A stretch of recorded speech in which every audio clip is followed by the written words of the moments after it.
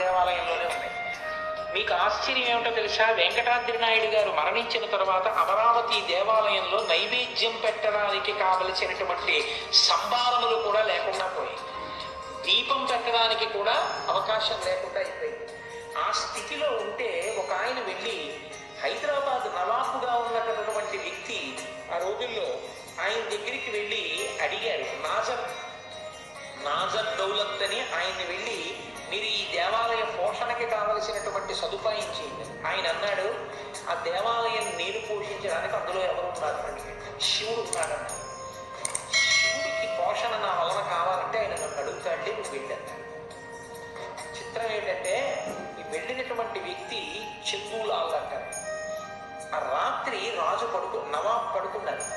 పడుకుంటే నవాబు గారి కల్లోకి పరమశివుడు వచ్చి, నా పోషణ కొరకు కాదు, నేను లోకాల్ని పోషించేవాడిని,